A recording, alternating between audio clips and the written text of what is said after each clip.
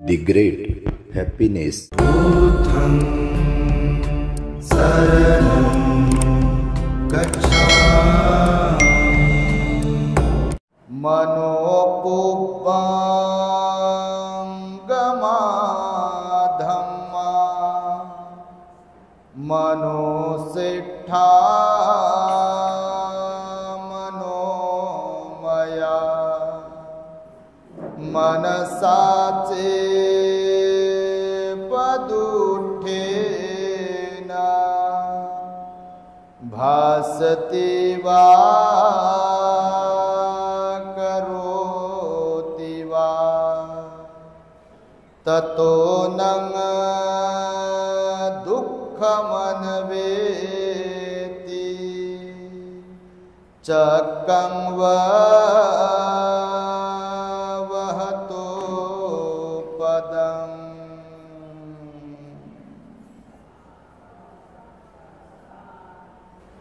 संपूर्ण विश्वाला ज्यांनी सुख शांती मानवता तथा दुःख मुक्तीचा आर्य संदेश दिला असे ते दुःख मुक्तीचे मार्गदाता दुःख मुक्त महामानव महान कारुणिक तथागत भगवान सम्यक संबुद्ध तथागतांनी आपल्या शुद्ध प्रज्ञेतून निर्मिलेला सद्धम्म आणि त्याच सद्धम्माचा गेली 2500 वर्षांपासून सातत्याने अहोरात्र प्रचार आणि प्रसार करणारा पूजनीय भिक्खू संघ या महान आणि सर्वश्रेष्ठ अशा त्रिरत्नांना प्रथमतः त्रिवार अभिवादन करतो, ज्यांच्या महान आणि असीम त्याग प्रभावामुळे आपल्याला जो हा अनमोल असा बुद्ध धम्म लाभला आणि ज्यांच्यामुळे आपल्याला हे एवढे मोठे वैभव प्राप्त झाले असे महान युग प्रवर्तक भारतीय राज्यघटनेचे शिल्पकार परमपूज्य बोधिसत्व डॉक्टर बाबासाहेब आंबेडकर या महामानवाच्या महान अशा धम्मक्रांतीमध्ये संपूर्ण जीवनाला समर्पित करून आज या मंगलमय दिनी आपल्या पुणे शहरातील श्रद्धावान धम्म उपासिका आणि धम्म उपासक सुमित्रा रुपेश कांबळे यांची सुपुत्री अभिरा या बालिकेच्या जन्मदिनाचे औचित्य साधून कांबळे आणि इंगळे परिवाराने आम्हाला इथे निमंत्रित केलेले आहे, तेव्हा माझ्या समवेत या ठिकाणी आपल्या बुद्ध विहारामध्ये उपस्थित असलेला संपूर्ण पूजनीय भिक्खू संघ आणि ज्यांच्या माध्यमातून आम्हाला निमंत्रित केले अशा आमच्या भगिनी रंजनाताई इंगळे आणि इंगळे साहेब, तुम्हा सर्वांच्या प्रती तथा सर्व बालक आणि बालिका तद्वतच दी ग्रेट हॅपीनेस या यूट्यूब चॅनलचे सर्वच दर्शक सर्वप्रथम तुम्हा सर्वांच्या प्रती मंगल मैत्री सद्भावना व्यक्त करतो आणि आपणा सर्वांच्या हित सुखाकरिता 2600 वर्षांपूर्वी तथागत भगवान बुद्धांद्वारा शिकविलेल्या धम्मोपदेशास प्रारंभ करतो। आपण सर्वांनी शांत एकाग्र आणि श्रद्धायुक्त चित्ताद्वारे या अनमोल बुद्धवाणीला आपल्या हित सुखाकरिता श्रवण करावे, ग्रहण करावे। खरं तर वेळ भरपूर झाली आहे, आम्हाला परत जायचं आहे आणि पावसाचे दिवस आहेत। मी मगाशी सांगितल्यानुसार आम्ही 4ची वेळ दिली होती आणि आम्ही बरोबर 3:45ला इथे पोहोचलो। कांबळे परिवारामध्ये आशीर्वाद दिले, मंगल मैत्री दिली, जलपान घेतलं त्यांचं आणि विहारामध्ये पोहोचलो आणि आता 5:30 होऊन गेले आहेत। तर तुमचा सर्वांचा आग्रह तर आहेच, निश्चितच तुम्ही धम्मदेशना श्रवण करण्यासाठी आलेला आहात आणि अभिराचंही पुण्य आहे की तिला एवढा मोठा भिक्खू संघ लाभला आणि तिच्या जन्मदिनाचे औचित्य साधून भंतेजींची धम्मदेशना आयोजित केली आहे आणि त्यामुळे सुमित्रा रुपेश आणि इंगळे आणि कांबळे परिवारांसाठी आणि अभिरासाठी आशीर्वाद म्हणून आपण टाळ्यांच्या गजरांमध्ये या सर्वांचे स्वागत करावे। बघा, भगवान बुद्धांनी 2600 वर्षांपूर्वी या मानवी जीवनाला सुखकर आणि यशस्वी बनविण्यासाठी अनेक प्रकारचे उपदेश दिलेले आहेत आणि ते उपदेश त्या काळातील सर्वच लोकांना जसे लागू होते तसे आताच्याही लोकांना जशास तसे लागू आहेत। आज आपण पाहतोय, नेहमी सगळीकडे पाहत असताना लोकांकडे आता पैसा येत आहे, म्हणजे गरिबीचा जो काळ आहे तो काळ आता म्हणजे जणू काही संपलेला आहे. काही अर्थी आपण काही अंशी जर पाहिलं तर लोकांकडे श्रीमंती आली आहे. म्हणजे गावामध्ये कुडाच्या घरात राहणारी माणसं आज चांगल्या बंगलोमध्ये, चांगल्या फ्लॅटमध्ये, शहरात आली आहे. हे परिवर्तनच आहे ना, नाही का? निश्चितच परिवर्तन आहे. परंतु दुसरा भाग जर या गोष्टीचा पाहिला, म्हणजे भौतिकदृष्ट्या जरी लोक श्रीमंत होत असली आणि श्रीमंती त्यांच्या वाट्याला येत असली, तरी सुद्धा मात्र मानसिकदृष्ट्या जर लोकांकडे आपण पाहिलं म्हणजे काय बाप्पा, तुमचा तर प्रत्येकाचा अनुभव आहे. घराघरामध्ये जी रिलेशनशिप असायला पाहिजे, जे प्रेमाचे नाते असायला पाहिजे, जी आपुलकी असायला पाहिजे, जो जिव्हाळा असायला पाहिजे, एकमेकांच्या प्रती जे कृतज्ञतेचा भाव असायला पाहिजे, माता पित्यांना मुलांकडून मिळणारं जे प्रेम पाहिजे आहे, भावाभावामध्ये असायला पाहिजे ते जे प्रेम असायला पाहिजे आहे, ते मात्र कमी कमी होत चाललेलं आहे. हे आजचं सत्य आहे बघा. पैशाला किंमत आली आहे आणि माणुसकी माणसं हरवत चाललेली आहेत बघा. खरं की खोटं? बिलकुल खरंच आहे. हे खोटं म्हणण्याचा विषयच नाही आहे. अपवाद वगळता, कारण जो तो पैशांच्या मागे धावतो आहे. मी श्रीमंत कसा होईल, त्यांच्यापेक्षा चांगलं माझं घर कसं होईल, त्यांच्यापेक्षा भारी गाडी माझ्याकडे कशी येईल आणि त्यांच्यापेक्षा माझी पोरं कशी चांगली सरस होतील, ह्या सगळ्या गोष्टींमध्ये मनुष्य स्वतःमध्ये एवढा गुंग झालेला आहे की जणू काही तो सत्यापासून कोसो दूर चाललेला आहे. जे सत्य भगवान बुद्धांनी 2600 वर्षांपूर्वी सांगितलं. काय सत्य सांगितलं भगवंताने? भगवान बुद्ध म्हणाले की इथे प्रत्येकाला आल्यानंतर जे काही प्राप्त केलंय मनुष्याने, ते त्याच्याकडे परमनंट राहणारं नाही आहे. ज्याला मी आणि माझं म्हटल्या जाते किंवा लोक म्हणतात की हे माझं आहे, मी आहे वगैरे वगैरे, हकीकतमध्ये कायमस्वरूपी ते माझं आणि आपलं राहत नाही. एक दिवस येतो की ज्याच्या शिवाय आपल्याला करमत नाही किंवा ज्याच्याशिवाय आपल्याला राहवत नाही, तीच व्यक्ती असते, तीच परिस्थिती असते, पण वेळ बदललेली असते. आणि कधी कधी आपलीच माणसं स्वभाव बदलल्यामुळे आपल्यालाच नको नकोसी वाटतात की नाही? बापा मुक्याच मान हलवता तुम्ही काही काही लोक, कारण ही अनुभूती आहे. बऱ्याच ठिकाणी अशीच परिस्थिती आहे. कारण ज्यांना पसंत केलाय, ज्यांच्यासाठी खूप काही केलंय असं लोक म्हणतात, तीच लोक जेव्हा रडवतात, तीच लोक जेव्हा परेशान करतात, त्याच्यापेक्षा मोठं दुःख अजून जीवनामध्ये कोणतं असू शकतं? आणि जरी त्यावेळेला अशा परिस्थितीमध्ये आपल्याकडे पैसा असेल, तर तो पैसा कामाचा आहे का? मग काही कामाचा नाही आहे. आणि त्यामुळे भगवान बुद्ध म्हणाले, प्राप्त झालेलं जे आयुष्य आहे, ते आयुष्य आपल्याला सुखाचं बनवता आलं पाहिजे. आणि सुखाचं आयुष्य बनविण्यासाठी काय करायला पाहिजे म्हणाले भगवान? कुशल कर्म करायला पाहिजे, पुण्य कर्म करायला पाहिजे, दान, शील आणि समाधीचा अभ्यास केला पाहिजे म्हणाले. जीवन वाया नाही घालवलं पाहिजे. आणि बहुसंख्य लोक या जगतातले जीवन वाया घालवतात. या वाणीवर संयम ठेवत नाहीत आणि जीवन वाया घालवतात. या मनावर संयम ठेवत नाहीत, जीवन वाया घालवतात. या 3.5 हाताच्या कायेवर संयम ठेवत नाहीत आणि जीवन वाया घालवतात. आणि मग एक वेळ वाट्याला येते आपल्या पश्चातापाची की अरे गड्या, असं बोलायला नव्हतं पाहिजे होतं, असं वागायला नव्हतं पाहिजे होतं, असं करायला नव्हतं पाहिजे होतं वगैरे वगैरे. पण वेळ कोणासाठी थांबत नाही. तो राजा असो, रंक असो, राव असो, शिकलेला असो, अशिक्षित असो, शहरातला असो की गरीब असो, कोणत्याही जाती धर्माचा व्यक्ती असो, वेळ कोणासाठी थांबत नाही. कधी कुणाच्या वाट्याला मृत्यू येईल, कधी कुणाच्या वाट्याला कोणतं संकट येईल आणि कधी कुणाच्या वाट्याला कोणती परेशानी येईल, हे जरी त्याला काय अनिश्चित असले तरी मात्र निश्चित हे आहे की प्रत्येकाच्या वाट्याला कोणतं ना कोणतं दुःख आहे. आताच तुमच्या पुण्याजवळच बघा, मला वाटतं त्या लोणावळ्याजवळ काहीतरी पेपरला बातमी आली होती, व्हिडिओ व्हायरल होत आहे सोशल मीडियावर, की कोणता डॅम तो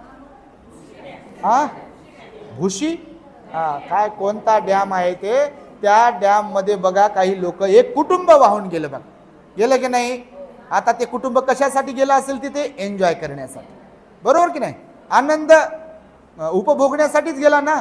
पण त्यांना माहिती होतं काय की या आनंदाच्या, म्हणजे ज्या आनंदाला आपण अनुभवायला चाललो आहे, त्याच दिवशी आपलं पूर्ण कुटुंब संपणार आहे.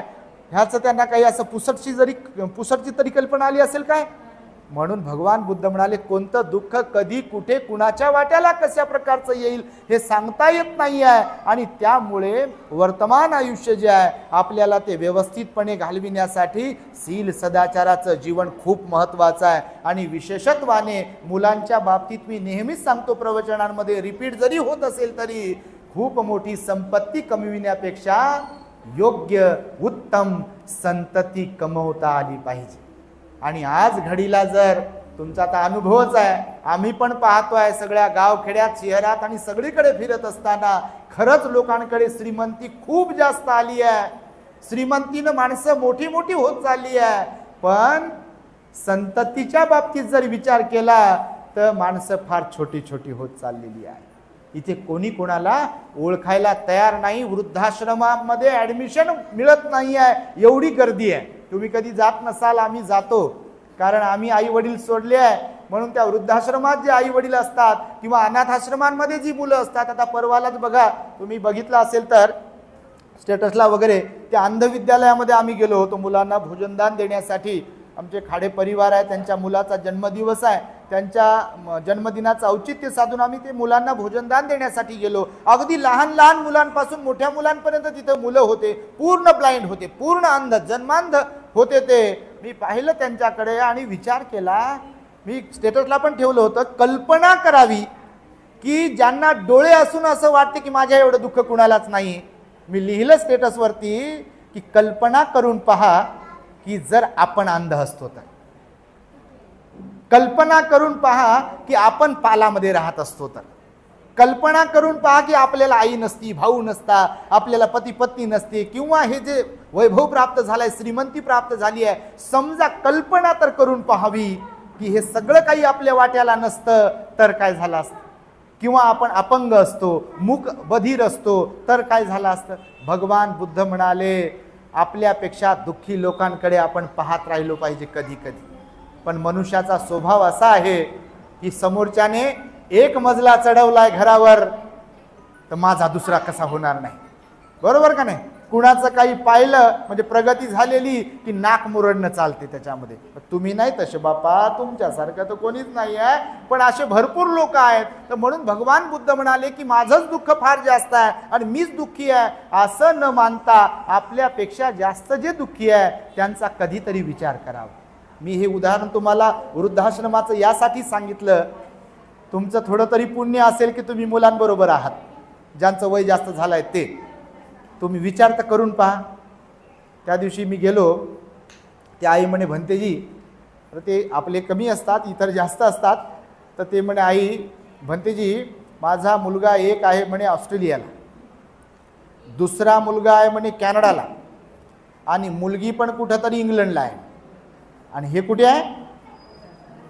वृद्धाश्रमामध्ये. कुठे काय चुकते गणित हे समजलं पाहिजे. भगवान बुद्ध म्हणाले आपलं कुठे काय गणित चुकते, आपण याच्यामध्ये नाही गेलो पाहिजे, प्रवाहामध्ये वाहत नाही गेलो पाहिजे. भगवान म्हणाले बरेच लोक जीवनामध्ये प्रवाहात वाहत जातात, जीवनाचा अर्थ समजत नाही, धार्मिकता समजत नाही, धार्मिकतेला महत्त्व देत नाहीत, मुलांना चांगले संस्कार द्यावं याचं महत्त्व वाटत नाही त्यांना. त्यांना वाटते पोरांना गाडी घेऊन दिली, कपडे घेऊन दिले, चांगल्या स्कूलमध्ये ॲडमिशन करून दिलं, चांगले क्लासेस जॉईन करून दिले की झालं आपलं कर्तव्य संपलं, मुलं मोठी होतील आणि आपल्याला जगवतील. काय जगवतील? त्या वृद्धाश्रमातल्या आईला पण तर तेच वाटलं असेल की नाही? तुम्ही पण तर जन्म देता, जेव्हा 9 महिने 9 दिवस आपल्या बाळाला आपल्या पोटामध्ये वेदना सहन करून, तो त्रास सहन करून त्याला तिथे थांबवता, त्याच्यासाठी काय नाही खायचंय, काय खायचंय, कसं राहायचं, हे सगळं काही तुम्ही त्याच्यासाठी करता. आणि तोच मुलगा समजा एक उदाहरण म्हणून मोठा झाल्यावर त्याला शिकवले, संस्कार द्यायचे तुम्ही विसरले, आणि शिक्षण तर खूप दिलंय त्याला, आणि तो जर मोठा झाल्यावर बायको आल्यावर 6 महिन्याने वर्षाने म्हणत असेल की तुझा स्वभाव आई बरोबर नाही आहे, बाबा तुमचा स्वभाव बरोबर नाही आहे, आणि तुमचं माझ्या बायकोचं किंवा आपलं पटत नाही आहे, तुम्ही तिकडं मी इकडे, काय वाटत असेल त्या आई वडिलांनी? बरोबर की नाही? मी नेहमी प्रश्नार्थक बोलत असतो कधी कधी की मुलगा झाल्यावर त्याच्या वजनाच्या भारोभार पेढे मिठाई वाटणारी माणसं, साखर वाटणारी माणसं, मुलगा तोच असतो. फक्त लहानाचा मोठा झालेला असतो आणि ज्या मुलामुळे आनंद गगनात मावत नाही याला त्याला सांगितल्या जाते मला मुलगा झाला, मला नातू झाला, मला मुलगा झाला, नातू झाला. मुलगा तोच असतो पण तो मोठा झालेला असतो, लग्न झालेलं असते आणि त्याच मुलामुळे डोळ्यामध्ये जर अश्रू असतील तर जीवनामध्ये काय कमवलं. चुकते की नाही गणित कुठेतरी?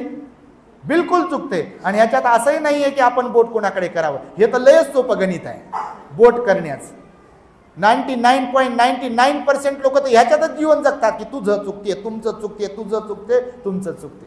भगवंताने सांगितलं की जगाचं चुकत असेल नसेल ती गोष्ट वेगळी, पण आपण आपल्याला स्वतःला कधी तपासणार की आपलं काय चुकते आहे.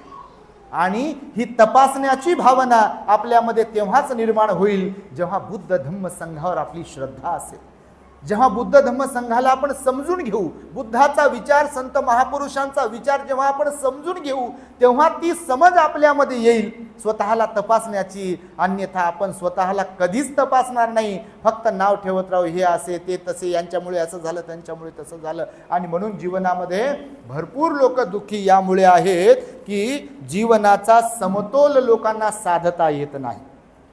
काय म्हणाले भगवान? भगवंताचे शब्द आहेत की जीवनामध्ये आपल्याला जीवनाचा समतोल साधता आला पाहिजे. तुम्ही एखाद्या डोंबाऱ्याची मुलगी पाहिली असेल, डोंबाऱ्याचा खेळ माहिती आहे का तुम्हाला? कधी पाहिला असेल तुम्ही बघा. एवलीसी मुलगी असते, इकडे एक बांबू 2-3 बांबू लावलेले असतात, त्या साईडला एक 2-3 बांबू लावलेले असतात आणि त्या बांबूला दोरी बांधलेली असते किंवा एक काठी लावलेली असते आणि त्या छोट्याशा काठीवरून एवढं 10-15 फुटाचं अंतर ती एक छोटी मुलगी असे दोन्ही हातानं बॅलन्स ठेवून एका पुढे एका पाय, एका पुढे एक पाय असं ठेवून इकडनं तिकडे जाते, तिकडनं इकडे येते बघा. आणि ते पण डान्स करत. तुम्ही पाहिलं? बघितलं का तुम्ही? धड धाकट माणसाला ते करता येणार नाही, प्रॅक्टिसने ते सिद्ध होते असं काही नाही आहे. परंतु तिची केवढी प्रॅक्टिस म्हणायची एवढीशी मुलगी. तर तो जो तोल सांभाळणं आहे बॉडीचा, तर भगवान म्हणाले जीवनाचा सुद्धा तोल सांभाळता आला पाहिजे. काय, कुठे, कधी, कसे, किती बोलायचे न वागायचे हे मनुष्याला समजलं पाहिजे. बाकी तर मग आपण म्हणतच राहतो माझ्या एवढं हुशार कोणीच नाही, नाही का? म्हणत असता का नाही? काही काही मुख्यच बसतात, आता बोलतच नाही. कोणाला वाटते बापा आपल्यावरच गोळ्या येतात ह्या. हे खरंच आहे गणित. बघा, कोणाला काही शहाणपण शिकवताना समजा संसारिक जरी लोक असतील तर काय म्हणतात, हा मला जमते ते आणि मला माहिती आहे आणि मला ते माझ्या एवढं हुशार कोणीच नाही आहे. पण हकीकतमध्ये पाहिलं तर ज्या व्यक्तीला कुठे, कधी, काय, कसे, किती बोलायचे न वागायचे याचं ज्ञान नसेल तर त्या व्यक्ती एवढं अज्ञानी व्यक्ती या जगात दुसरा कोणीच नाही. भलेही डिग्र्या घेतल्या असतील आपण, भलेही खूप प्रॉपर्टी संपत्ती कमवली असेल, भलेही खूप प्रसिद्ध असेल आपण, खूप लोक आपल्याला मानत असतील, सलाम करत असतील, नमस्कार जय भीम करत असतील, खूप लोक आपली उठाठेव करत असतील, तर आपल्याला ही वाणी कशी, कुठे, कधी, किती वापरायची आहे ह्याचं गणित नसेल तर आपल्या एवढं अज्ञानी दुसरं कोण असू शकतं? बरोबर की नाही? हे मन दिले आपल्याला, या मनाने कधी कुणाबद्दल कसा, किती, काय विचार करायचा आहे, चांगला की वाईट, ह्याचं ज्ञान नसेल तर आपल्या एवढं अज्ञानी कोण असू शकतं? बरोबर की नाही? ही 3.5 हाताची काया दिली आहे, पाय दिले, हात दिले आपल्याला कर्मामुळे मनुष्य जीवन प्राप्त झालं. या शरीराचा कुठे, कधी, किती, कसा उपयोग करायचा हे जर समजत नसेल तर आपल्या एवढं अज्ञानी दुसरं कोण असू शकतं? आणि या जीवनामध्ये भांडणं कशामुळे होतात? तर एक तर ह्याच्यामुळे होतात, दुसरं मनामुळे आणि तिसरं शरीरामुळे. मन ऑर्डर देते आणि हे सुटते, मग गोळ्या सोडते ह्याच्यातून, शिव्या देते, रागावते, भांडते, क्रोध करते, द्वेष करते, अहंकार, ईर्ष्या, संशय आणि बस भांडणं सुरू मग. आणि म्हणून भगवान बुद्धांनी सांगितलं आहे की आपण किती वर्ष जगलो हे महत्त्वाचं नाही आहे, आपण कसे जगतोय हे फार महत्त्वाचं आहे. तुम्ही धम्मपद जर वाचलं भगवंताचं, धम्मपद अटकथा आपल्या प्रवचनांमध्ये भरपूर ठिकाणी सांगितलं मी, सुत्त गाथा आहे धम्मपदामध्ये. त्या धम्मपदामध्ये एका गाथेत भगवंताने सांगितलं आहे की एखादी व्यक्ती काया वाचा मनावर संयम न ठेवता आळस, जीवनामध्ये आळसी बनून अज्ञानी राहून 100 वर्ष जरी जगली असेल तर त्या व्यक्तीचं 100 वर्षाचं जीवन व्यर्थ आहे म्हणाले भगवान बुद्ध. त्याच्या तुलनेमध्ये की ज्या व्यक्तीला थोडंसंच आयुष्य लाभलं आहे पण त्या आयुष्यामध्ये त्याला आपल्या कर्माचा अर्थ कळाला, काया वाचा मनावर संयम कसा ठेवावा ते कळालं, तर तशा व्यक्तीचं जीवन अर्थपूर्ण आहे म्हणाले भगवान. आणि म्हणून भगवंताचं वचन आपण लक्षात ठेवलं पाहिजे. आपण किती जगतोय, किती तंदुरुस्त आहोत, किती बॉडी बिल्डर आहोत आणि काय काय आहोत हे महत्त्वाचं नाही आहे, तर आपण कसे जगतोय हे महत्त्वाचं. किमान मी नेहमी सांगतो, घरच्या माणसांची तरी मन जिंकता आली पाहिजे. आपल्याला काय करता आलं पाहिजे? किमान घरच्या माणसांची तरी मन जिंकता आली पाहिजे. जग जिंकणं वेगळी गोष्ट आहे बापा. जग जिंकण्यासाठी तर लय मोठं मन लागते, तशा प्रकारचा स्वभाव लागते, संत महापुरुष व्हावं लागते जग जिंकण्यासाठी. पण मी तर म्हणतो बाकीच्या तर सोडा जगाला जिंकणं, किमान घरच्या लोकांना तरी जिंकता आलं पाहिजे. जिंकता आलं म्हणजे काय, तर एकमेकांवर कुरघोडी करणं नाही. मी तुमच्यापेक्षा जास्त सरस वगैरे वगैरे आणि मला जमते तुमच्यापेक्षा काय जे असेल ते, तर तसं नव्हे. तर आपल्याला आईचं प्रेम प्राप्त करता आलं पाहिजे, वडिलांचं प्रेम प्राप्त करता आलं पाहिजे. पती पत्नी असतील तर दोघांनाही एकमेकांचं प्रेम प्राप्त करता आलं पाहिजे. भावाला भावाचं प्रेम प्राप्त करता आलं पाहिजे. बहिणीला भावाला बहिणीचं प्रेम प्राप्त करता आलं पाहिजे. सुनबाई असेल तिला सासू सासऱ्यांचं प्रेम प्राप्त करता आलं पाहिजे. सासू सासरे असतील तिला सुनबाईचं प्रेम प्राप्त करता आलं पाहिजे. तसा स्वभाव असायला पाहिजे. नाही तर बापा सासूबाई म्हणते माई सून बरोबरच नाही, सून म्हणते माई सासूच बरोबर नाही, चालू द्या म्हणजे तुमचं. संपेल का हे? भगवान बुद्ध म्हणाले, नाही वेरेन वेरानी समंती ध कुदाचनं अवेरेन च संमंती एस धम्मो सनंतनो. वैराने वैर संपते काय? बिलकुलच नाही. तर म्हणून बघा काही ठिकाणी आम्ही जातो, कोणावर टीका टिप्पणी करत नाही, तुमच्यावर तर नाहीच बापा. काही घरी जातो बघा, एवढे लोक खरंच चांगले असतात, तुम्हाला काय सांगू. आता काल एक भगिनी सांगत होती, म्हणे भंतेजी माझी बहीण खूपच पुण्यवान आहे. मी म्हटलं कसं काय ताई? तर ती बहीण माझी लग्न झालाय आणि तिची सासू तिचं आईसोबत तरी एवढं जमत नाही म्हणे, त्याच्यापेक्षा जास्त जणू काही आई तिची सासूच आई आहे म्हणे, एवढं जमते म्हणे. तिच्या सासूलाही तिच्याशिवाय होत नाही म्हणे, तिलाही सासूशिवाय होत नाही. माहेरला आल्यावर पण म्हणते माझ्या सासूसारखी कोणीच नाही आहे म्हणून. म्हणजे खरंच रिअलमध्ये सांगतो तुम्हाला, ही म्हणजे काही ठिकाणी असं खरंच आहे. भगवंताने ते विशाखाला उपदेश केला त्या काळामध्ये की तुला माणसं जिंकता आली पाहिजे. तू नांदायला चालली आहे तिकडे तर आई वडील बहीण भाऊ नाही आहे तुझा, परंतु जर तुला बहीण भावाचं आई वडिलाचं प्रेम पाहिजे आहे तर तुला त्यांच्याशी तसा व्यवहार करावा लागेल. जसं तू आईला जीव लावते तसं सासूला जीव लावावा लागेल. आणि सासूला सांगितलं भगवंताने तुला लेकीचं प्रेम पाहिजे तर लेक तर तिकडं आहे, तिच्याकडून अपेक्षा नको करू बापा. इथं जी लेक दुसऱ्याची आली तिला लेक बनव, नाही तर माया लेकीसोबत तिच्या नवऱ्यानं चांगलं वागावं, तिच्या सासू सासऱ्यानं चांगलं वागावं, तिच्याबरोबर माया लेकीसोबत. अशा काही आया म्हणता आमच्या, तुम्ही नाही अशा. मी विचार करतो बापा, दुसऱ्याची लेक तुमच्याकडे येते तेव्हा तिला सून म्हणून वागवता, तिला समजा त्रास देत असाल तर मग आपल्या लेकीला तिच्या सासू सासऱ्यांनी चांगलं वागवावं ही अपेक्षा तुम्ही करूच कशी शकता. आणि खरं पाहिलं तर आपल्या मराठीमध्ये म्हणजे म्हणतात की बा तोंड तरी कसं राहिलास बोलण्यासाठी. समजा इकडे आपण आपल्या पतीबरोबर चांगलं वागायचं नाही, आपल्या काय म्हणतात त्याला दीर भायेबरोबर चांगलं वागायचं नाही, सासू सासऱ्यांची सेवा करायची नाही, मग आपल्याला भावजाईला सांगायला तोंड राहील काय की तू माझ्या आई वडिलांची चांगली सेवा कर आणि तुला कसं समजत नाही. आणि दादा तू आई वडिला बरोबर चांगलं वाग, आणि इकडे पतीला सांगायचं आणि तुम्हाला तर आई वडीलच पाहिजे, मी तर पाहिजेच नाही. मी म्हणतो बापा कोणत्या शाळेत शिकले असतील हे लोक? तुम्ही विचार तर करून पहा थोडासा. खरंच बघा ना तुम्ही, गणित सोपंच आहे हे, फार अवघड नाही आहे गणित. ज्या अर्थी आई वडिलांची आपल्या भावजाईने सेवा करावी ही जर अपेक्षा आहे, बिलकुलच प्रत्येक महिलेची अपेक्षा आहे लग्न झालेल्या, तर मग आपण ज्यांच्याकडे राहतो त्यांनाही समजा मुलगी असेल, त्यांचा मुलगा तर आपल्या सोबतच आहे, तर त्यांची अपेक्षा नसेल का ते अशी प्रार्थना करत असतील, ज्या कोणत्या मुलीला आमच्या घरात आणलंय तिने आमच्या घरच्या आई वडिलांना फार त्रास द्यावा. कोणी करत असेल का प्रार्थना? तर बापा डोळे उघडा ना, तुम्ही काही उघडता डोळे उघडा माझ्या आयांनो बहिणीनो भावांनो. म्हणजे जे अशा प्रकारचं ज्यांचा स्वभाव त्यांच्याच बाबतीत.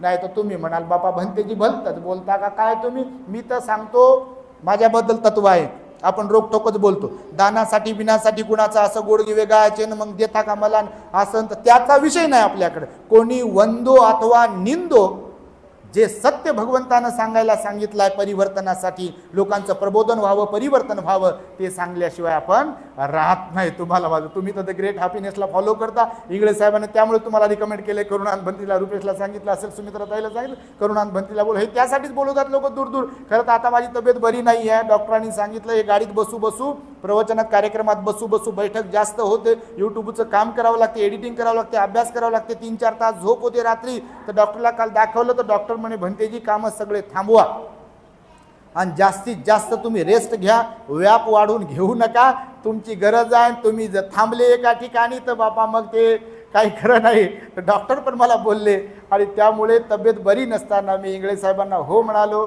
रुपेशला हो म्हणालो आणि कार्यक्रमासाठी आलो.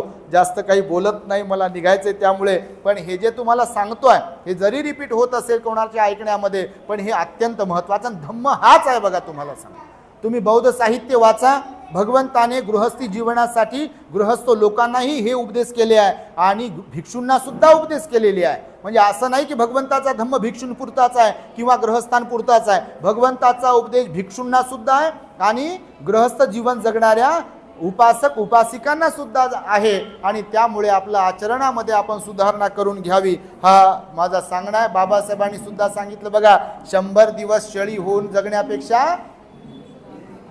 एकच दिवस का होईना पण वाघ होऊन जगा. वाघ म्हणजे काय, मारामारी करणारा वाघ नाही, तर स्वाभिमानानं जीवन जगणारा. वाघाची एक विशेषता असते की तो स्वाभिमानी असतो, दुसऱ्यानं मारलेली शिकार खात नाही. ही वाघाची खासियत आहे, तुम्हाला सांगतो. हा वाघाचा धर्म असतो. तसं बाबासाहेबांनी पण सांगितलंय, दुसऱ्याचं उष्ट खाऊ नका आणि दुसऱ्यांना लुटून खाऊ नका. स्वाभिमानाचं, मेहनतीचं तुम्ही कमवा, कमाई करा, खा, कुणाला लुटू नका, कुणाला त्रास देऊ नका. त्यासाठीच बुद्धाचा धम्म दिला बाबासाहेबांनी की पंचशील पालन करून जीवन जगा. आपल्या मुलाबाळांमध्ये शीलाचं वातावरण तयार करा, धार्मिकतेचं वातावरण तयार करा. हा सुद्धा बाबासाहेबांचा संदेश आहे. आणि त्यामुळे बघा, मनुष्य जीवनामध्ये आपल्याला जर कोणी दुःखी बनवत असेल तर आपलेच कर्म बनवतात, असा भगवंताचा उपदेश आहे. लोखंडाला कोण संपवू शकते? लोखंडाला कोण संपवते? त्याला त्याच्यातूनच निर्माण झालेला जंग गंज काय जे म्हणतात तोच त्याला संपवते, दुसरं कोणी संपवू शकत नाही. आपल्याही जीवनाचं असंच आहे. आपल्या मनात निर्माण झालेले अवगुण आपल्याला संपवतात, आपल्याला दुःखी बनवतात, परेशान करतात, त्रासात आणतात. आणि म्हणून भगवंत म्हणाले, ज्याप्रमाणे लोखंड स्वतःलाच संपवते तसेच माणसांचे अवगुण मनुष्याला संपवतात. म्हणून दुसऱ्याला दोष देण्यात काही अर्थ नाही. पुन्हा दुसरं उदाहरण, जसं एखाद्या शेतीमध्ये पीक आहे पेरलेलं, गहू आहे, ज्वारी आहे, बाजरी आहे, मोसंबी काय जे असेल, तर त्या शेतीमध्ये पेरलेल्या पिकामध्ये जेव्हा तृण निघते, गवत निघते, कुंदा निघते, हराळी निघते, तेव्हा ते गवत त्या पिकाला खाऊन टाकते, मारून टाकते, संपवते. माहिती आहे तुम्हाला? शेतकरी असाल तुम्ही तर, म्हणून तर निंदन करावं लागते, म्हणून तर खुरपण करावं लागते, म्हणून तर ते गवत वगैरे काढावं लागते शेतातलं. असं नाहीये, नाही तर जे खत टाकल्या जाते ते गवतच खाऊन घेते, म्हणून निंदन करावं लागते. तर भगवंताने सांगितलं, ज्याप्रमाणे एखाद्या शेतीमध्ये पेरलेल्या पिकाला त्याच्याच सोबत निघालेलं गवत त्याला संपवते, अगदी त्याचप्रमाणे मनुष्य जीवनामध्ये स्वतःमध्ये निर्माण झालेले अवगुण, राग, द्वेष, लोभ, मोहाचे अवगुण जे आहेत ते आपल्याला संपवून टाकू शकतात, टाकत असतात. त्यामुळे आपल्या मनाला निर्मळ करता आलं पाहिजे, धम्माच्या मार्गात लावता आलं पाहिजे, पंचशील उपोषणशील आपल्याला ग्रहण करता आलं पाहिजे आणि स्वतःची किंमत स्वतःला निर्माण करता आली पाहिजे. आपली किंमत कोण करते तयार? आपली किंमत कोण तयार करू शकते? ठरवू तर आपणच. हो, मी आता सांगितल्याप्रमाणे मेरे जैसा कोई नाही. पण आपली किंमत लोकांमध्ये कोण तयार करू शकते? आपणच तयार करू शकतो. आपली किंमत आपल्यालाच तयार करावी लागते. आणि किंमत केव्हा तयार होते? जेव्हा चांगुलपणा आपल्यात असेल तेव्हा किंमत वाढते. आणि जर अवगुण असतील आपल्यामध्ये भरलेले असे एकदम, तर लोक काय म्हणतात? मी सांगतो नेहमी, कट मारतात लोक आपल्याला. त्यांच्याकडे जाणं नको, आणि ते जर आले तर त्यांच्या जवळ बसणं नको, आणि त्यांच्याकडे पाहणं नको, त्यांच्याशी बोलणं नको. केव्हा बोलतात लोक असं? जेव्हा आपल्यामध्ये अवगुण, विकार, वाईट अवगुण भरलेले असतात. आणि म्हणून भगवान बुद्धांनी सांगितलं आहे की आपली किंमत किती ठरवायची आहे हे कोणी ठरवायचं आहे? आपण ठरवायचं आहे. त्यामुळे बघा, मी दृष्टांत पण एक सांगितला होता. काही लोक लाखात एक असतात. शेवटचा पॉइंट सांगतो तुम्हाला. काही लोक या जगतामध्ये लाखात एक असतात आणि काही काही लोकांकडे लाख असतात. पैसे, रुपये.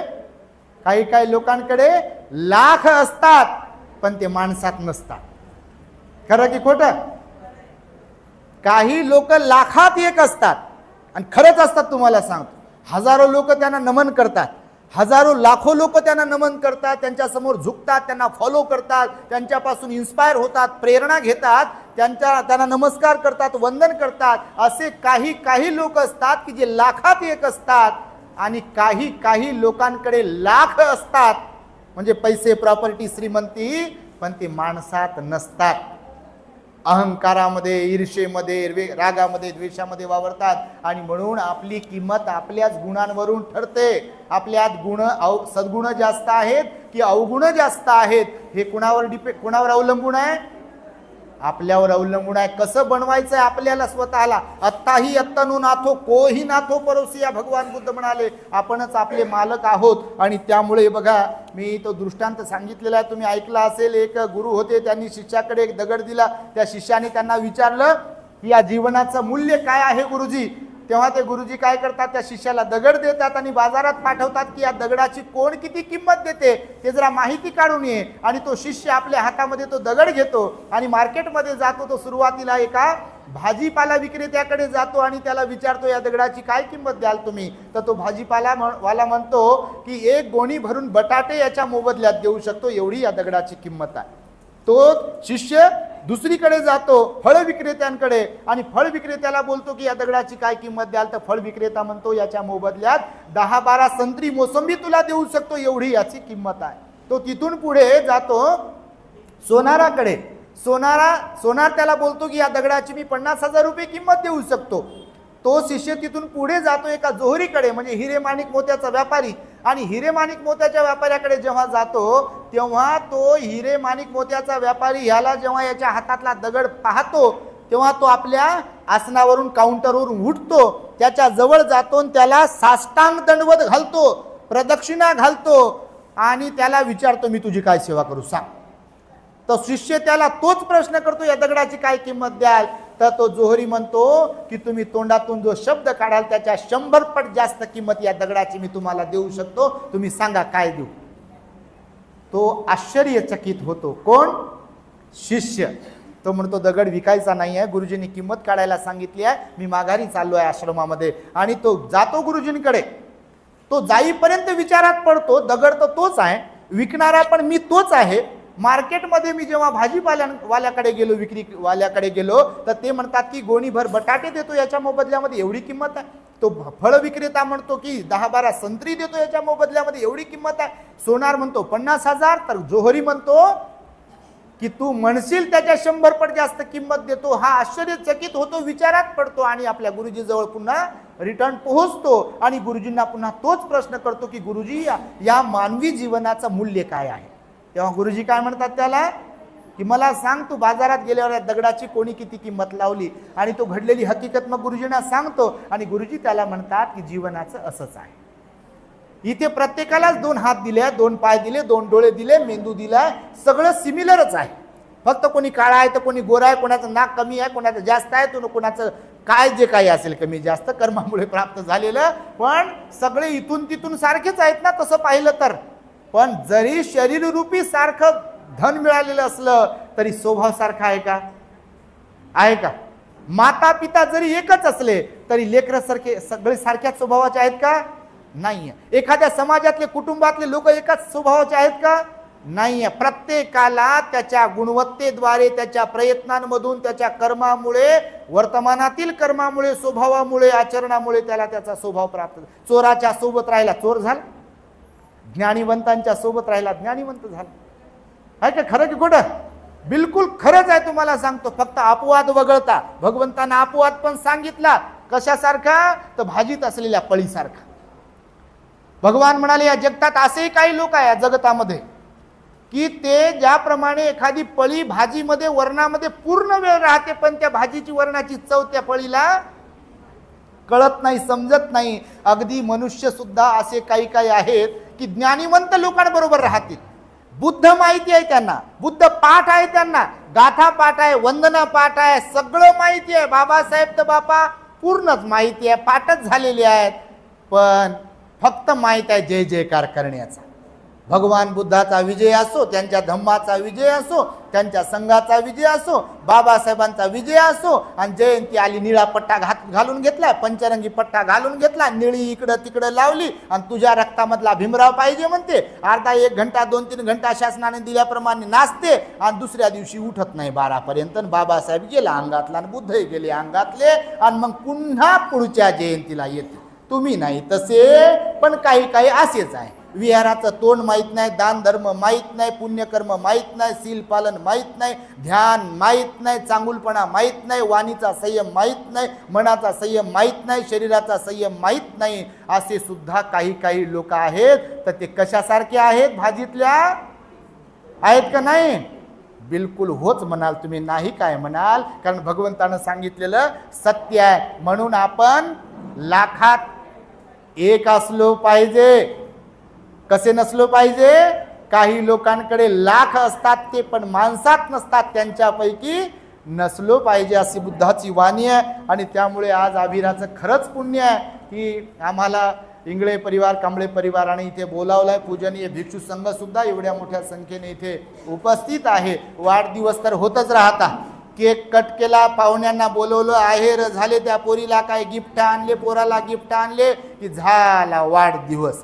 धम्माचा, दान पुण्याचा आणि त्या बाळाचा परिवाराचा दूरदूरपर्यंत संबंध नसते काही काही ठिकाणी. पण आता मात्र परिवर्तन होत आहे, होत नाही असं नाही आहे. तुम्ही आपल्या दी ग्रेट हॅपीनेस चॅनलला फॉलो करत असाल आणि पाहत असाल तर अनेक ठिकाणचे मुद्दा म्हणून मी उदाहरणं देतो, लोकांना प्रेरणा मिळावी म्हणून. लोकांमध्ये खरंच परिवर्तन होत आहे बघा, म्हणजे भरपूर प्रमाणात परिवर्तन होत आहे. आताच मला ते कालपासून किती फोन आले, देठे आईचा फोन येते, तो कोणत्या आईचा, कोणत्या बाबाचा येते, कोणत्या साहेबाचा, ताईचा फोन येते. म्हणते जी तुम्ही खरंच येणार आहे का पिंपळे? काय पिंपळे गुरव का काय?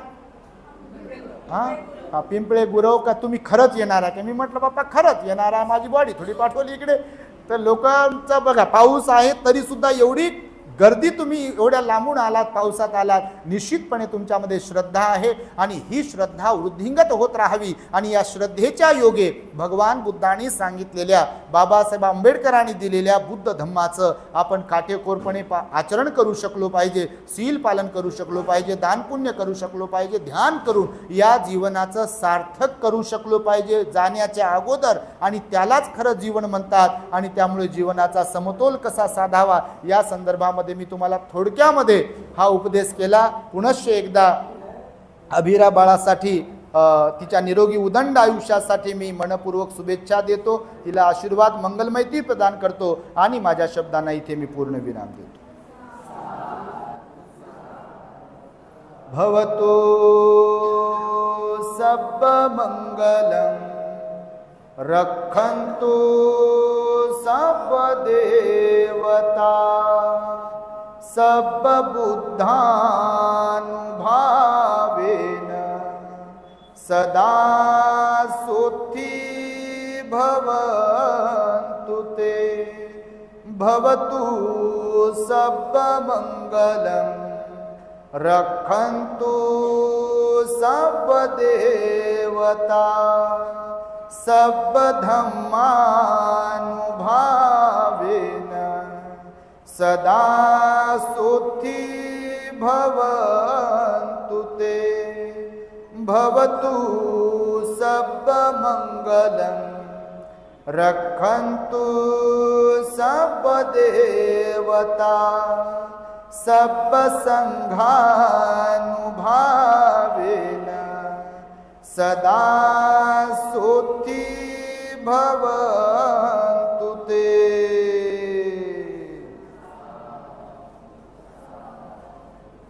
बुद्धं नमामि, धम्मं नमामि, संघं नमामि.